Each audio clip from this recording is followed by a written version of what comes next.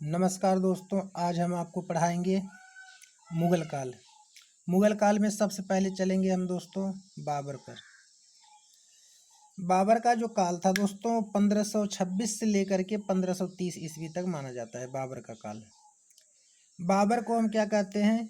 बाबर आपका मुगल वंश का संस्थापक था। बाबर को क्या है? मुगल वंश का संस्थापक कौन है? बाबर है।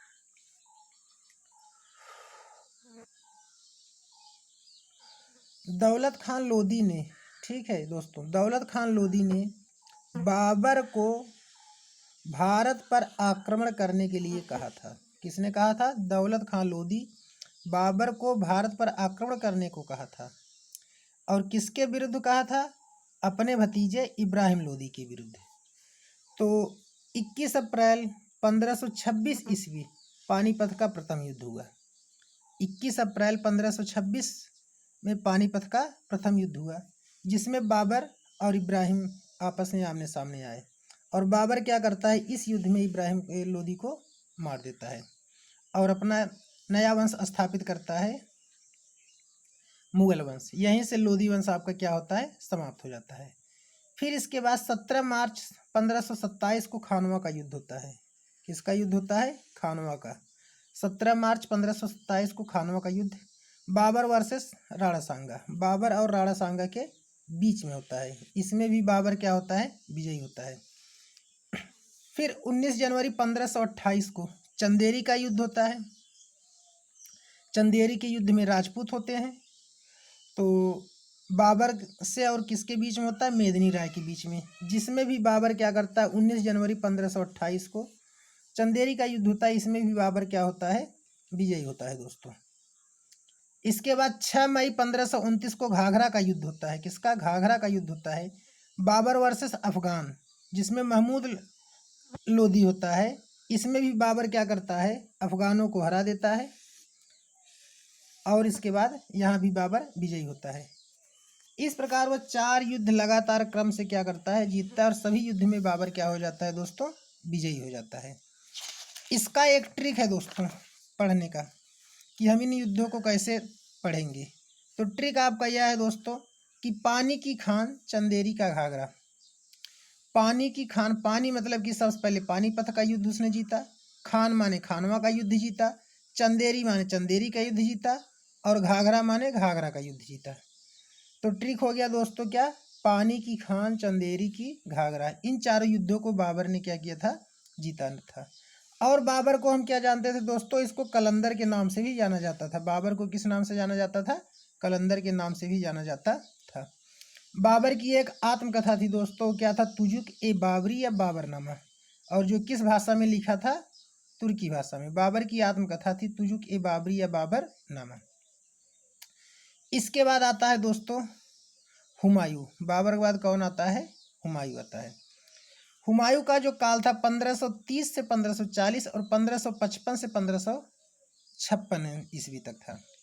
तो लेकिन अब आप कहेंगे दोस्तों 1540 से 1555, 15 वर्ष से क्या किया? बीच में क्या हुआ? 1540 में क्या करता है? युद्ध हार जाता है शेरशाह सूरी से, और यह अपना इन 15 वर्ष से अपना घुमक्कड़ का जीवन व्यतीत करता है। जब शेरशाह सूरी फिर मर जाता है तो आता है, फिर आक्रमण करता है और जीत लेता है, फिर 1 साल में यह स्वयं फिर मर जाता है। तो इसलिए 15 साल अपना घुमक्कड़ी का जीवन बिताता है। बाकी 1530 से 1540 तक ये शासन करता है। फिर इसके बाद 1 वर्ष और करता है। इसके बाद इस सीढ़ियों से अपने गिरने के बाद मर जाता है। तो हुमायूं का पिता बाबर था और माता का नाम क्या था? माहम बेगम था। तो हुमायूं की कुछ खासियत थी दोस्तों। पहला खासियत ये थी, हुमायूं ज्योतिष में विश्वास करता था। हुमायूं क्या करता था? ज्योतिष में विश्वास करता था। और 7 दिन अलग अलग कपड़े क्या करता था? पहनता था। वह ज्योतिष को बहुत ज़्यादा मानता था और 7 दिन अलग अलग प्रकार के कपड़े पहनता था।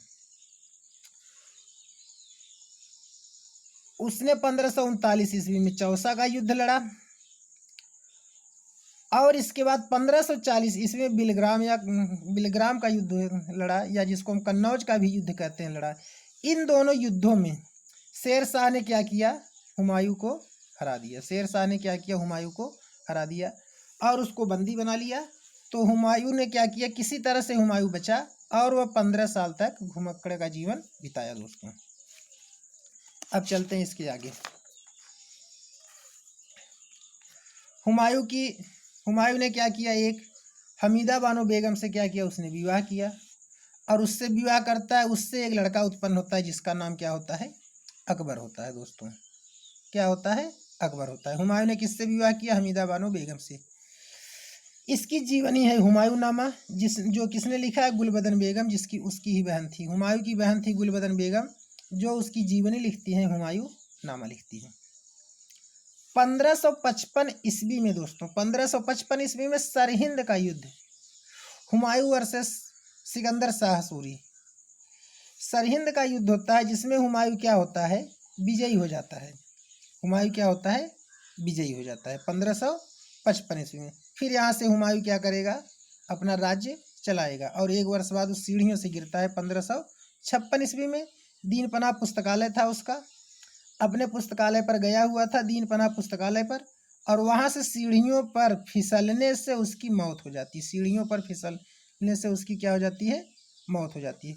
उसकी मौत के बाद उसकी जो वाइफ थी, औरत थी, हुमायूं का मकबरा एक बनवा देती हैं, जो दिल्ली में है। कहाँ है, दिल्ली में हुमायूं का मकबरा कौन बनवाती है, हमीदा बानो बेगम बनवाती हैं दोस्तों। तो आज का इतना टॉपिक आप पढ़िए। अगर हमारा वीडियो आपको दोस्तों अच्छा लगा हो तो हमारे चैनल को सब्सक्राइब कर दीजिए और हमारे वीडियो को लाइक कर दीजिए दोस्तों। ओके, जय हिंद दोस्तों।